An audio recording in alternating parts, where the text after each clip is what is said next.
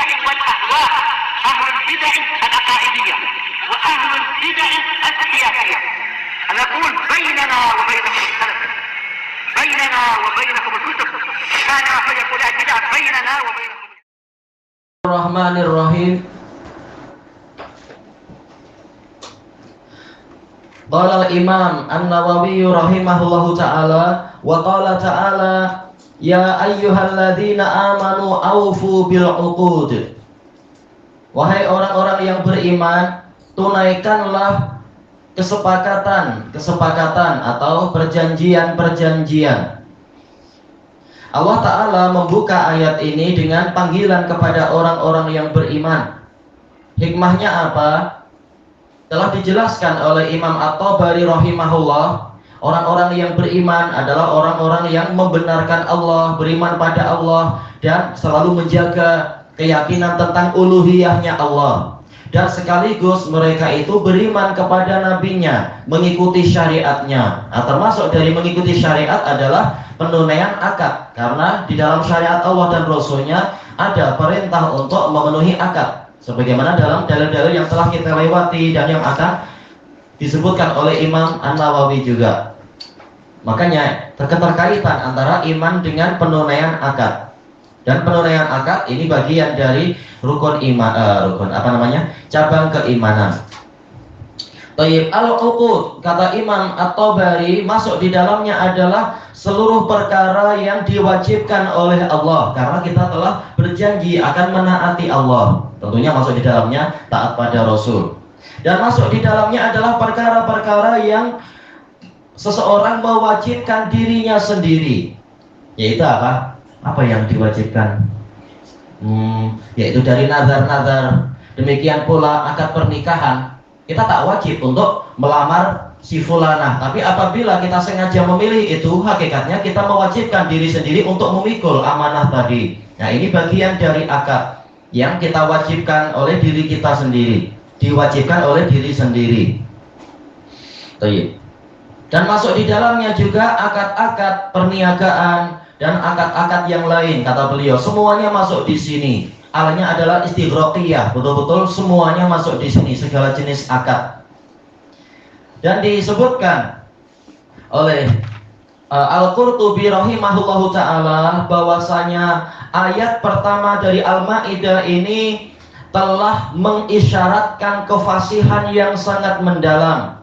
Dan di dalam ayat ini ada 5 prinsip yang sangat besar. Yang pertama adalah wajibnya menunaikan akad. Yang kedua, ayat lafaz-lafaz setelahnya dalam satu ayat itu masalah penghalalan bahimatul an'am, kemudian masalah perkecualian. Ini pola sastra yang sangat tinggi, kefasihan yang sangat tinggi, kata beliau. Tentunya ini diketahui oleh orang-orang yang tahu balaghah. Jadi kalimatnya bukan kalimat biasa di dalam ayat pertama Al-Maidah itu.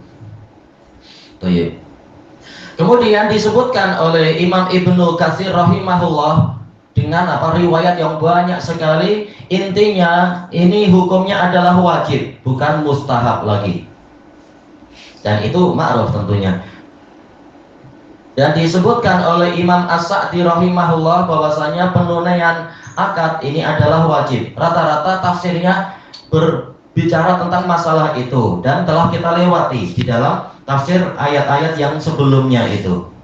Kita masuk ke ayat yang setelahnya, wa qala ta'ala ya ayyuhalladzina amanu lima taquluna ma la taf'alun. Wahai orang-orang yang beriman, kenapa kalian mengucapkan sesuatu yang tidak kalian perbuat? Kabura maqtan 'indallahi an taqulu ma la taf'alun. Sangat besar kebencian di sisi Allah untuk kalian mengatakan sesuatu yang tidak kalian perbuat. Ini polanya hampir sama dengan yang disebutkan oleh Imam At-Tabari. Ada kesamaan dengan yang disebutkan juga oleh Imam As-Sa'di. Allah memanggil orang-orang yang beriman karena karakter keimanan itu menuntut untuk orangnya itu jujur. Lidahnya adalah lidah yang jujur. Tak layak dia mukmin tetapi dia pendusta, dia mukmin tetapi dia mengkhianati kesepakatan, menyelisihi perjanjian dan seterusnya. Jadi tidak seperti yang dikatakan oleh sebagian orang, yang penting kan akidahnya baik, yang penting manhajnya baik, dosa besar tetap masuk surga. Betul, tetapi apa? Allah sangat benci terhadap orang yang tidak jujur. Bukankah katanya ikut Nabi? Ikut Nabi bukan hanya ikut akidahnya, ikut juga akhlaknya, ikut juga adab-adabnya, syariatnya, dan seterusnya. Agama bukan hanya akidah dan manhaj. Agama juga membahas masalah adab-adab dan memenuhi amanah dan seterusnya, memenuhi hak orang lain. Baru dikatakan apa? Alladzina amanu. Ya Allah. Rukun iman, demikian pula cabang keimanan, masuk di dalamnya adalah seluruh dasar-dasar agama ini dan percabangannya. Baik. Bagusnya disebutkan ke yang sebelumnya juga ya.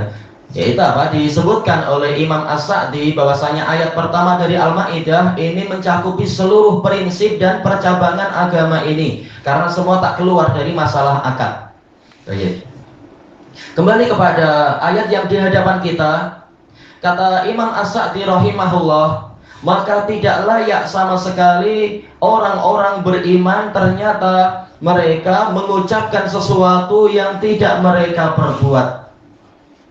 Sampai-sampai dikatakan di sini kabura maqtan indallah, sangat besar kebencian di sisi Allah. Maqat yaitu apa? Yaitu al-bughd. Bahkan apa? Kalau kita lihat di dalam kitab-kitab kamus, al-maqat itu adalah syiddatul bughd, kebencian yang sangat besar, ditambah dengan kabura lagi. Maka ini adalah dosa yang sangat besar. Maka dari itu dikatakan oleh Imam Asy-Shinqiti rahimahullahu ta'ala, ini termasuk dalil terbesar yang menunjukkan bahwasanya menyelisihi janji dan kesepakatan adalah dosa besar. Karena Allah sampai mengatakan kabura maqtan. Kalau yang dimaksudkan adalah azuma, maka memang dia adalah kabura, yaitu baknya di dhammah. Tetapi kalau yang dimaksudkan adalah usia tua, ini baknya di kasroh, kata beliau, kabiro. Nah sekarang jelas-jelas ini kaburo, yaitu besar sekali, kebencian yang besar. Ini kalau terjemahkan satu-satu sendiri sudah menakutkan sebenarnya. Teramat besar kebencian di sisi Allah perkara tersebut. Tadi perkaranya sudah disebutkan, antaqulu, yaitu intinya apa? Antaqulu ma la taf'alun. Nah sekarang Allah ulang lagi, antaqulu ma la taf'alun. Ya sekarang menuntut ada an, yang tadi polanya adalah soal ingkari 5. Kenapa tidak diringkas dengan dhamir? Kenapa Allah ulang kabura maqtan indallahi dzalik? Sudah cukup sebenarnya. Tapi sengaja Allah ulang lagi perkata sebagai pembesaran, tafkhim, yaitu menunjukkan memang perkara ini perkara besar. Makanya Allah ulang lagi, ikrar sebagai apa? Sebagai tafkhim wa ta'zim. Perkara ini yaitu kalian mengucapkan sesuatu yang tidak kalian perbuat, ini perkara yang sangat dibenci oleh Allah. Baik. Kemudian kembali ke pembahasan yang tadi, lima taquluna ma la taf'alun. Ini soal ingkari, yaitu Allah Ta'ala mengingkari perbuatan orang yang seperti itu.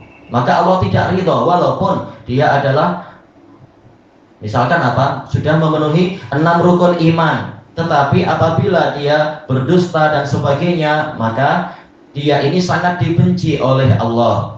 Disebutkan oleh Imam Ibnu Katsir bahwasanya ayat ini terkait dengan hadis Nabi Shallallahu Alaihi Wasallam, ayatul munafik salas, ya, bahwasanya tanda orang munafik itu 3. Idza haddatsa kadzab, apabila berbicara dia dusta. Masuk di sini mengucapkan sesuatu yang tidak dia perbuat. Wa idza wa'ada akhlaf, apabila dia berjanji dia menyelisihi. Masuk di sini juga mengucapkan sesuatu lalu tidak dilaksanakan. Wa idza tumina khan, apabila dipercaya dia berkhianat. Masuk di sini juga mengucapkan sesuatu sehingga orang percaya, tahu-tahu dia berkhianat, tidak melaksanakan apa yang dia ucapkan itu. Dalam riwayat yang lain, wa idza ahada ghadar, apabila membuat suatu kesepakatan Ghadar sama berkhianat, mengkhianati kesepakatan tadi. Baik itu kesepakatan niaga, mungkin apa sudah janji ini engkau bayar sekian investment, nanti saya akan tiap bulan kasih sekian sekian sekian. Tahu-tahu dibawa lari. Seperti case yang pernah terjadi itu atas nama saya kan ustadz, kalian percaya saya lah. Ya, orang sudah kumpul-kumpul duit banyak, setelah duit terkumpul banyak, mungkin apa bulan pertama ada untung, akhirnya apa kumpul duit lagi karena sudah percaya, takkan ustadz dusta, tahu-tahu ustadznya lari ke Thailand, nah, udah cari susah, akhirnya apa baru report polis, lapor ke polis. Nah ini adalah sesuatu yang namanya adalah pengkhianatan, ghadar.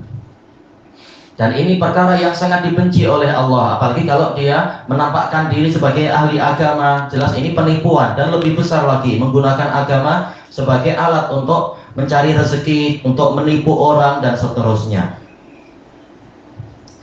Baik. Adapun pembahasan yang lain hampir sama di antara kitab-kitab tafsir itu. Hadis ini, ayat ini terkait dengan hadis para munafikin. Tidak layak seorang mukmin memiliki karakter munafikun. Karena ayat-ayat Al-Quran menunjukkan perbedaan antara mukmin dengan munafik. Asal dari munafik adalah munafik i'tiqadi. Ada karakter munafik i'tiqadi yang mungkin mukmin itu terkena juga, yaitu yang tadi itu. Kalau dipercaya berkhianat, kalau bicara dusta, kalau berjanji dia menyelisihi. Ini asalnya adalah karakternya munafik i'tiqadi. Tapi seorang mukmin mungkin mengalami itu, maka diingatkan oleh Allah, tak layak engkau memiliki karakter seperti itu. Allah membenci yang seperti itu. Baik, dijelaskan oleh Imam Ibnu Katsir dan juga Imam Al-Qurtubi. Inti dari ayat ini adalah melarang kaum mukminin untuk melakukan yang seperti itu. Berarti ayat ini mengandungi perintah untuk memenuhi apa yang dia ucapkan. Walaupun itu terasa berat, saya sudah terlanjur berbicara, maka tunaikan. Atau apa? Kalau tak mampu ya sudah minta maaf. Kalau sudah sampai tingkat sumpah ya berarti membayar kafaroh dan seterusnya.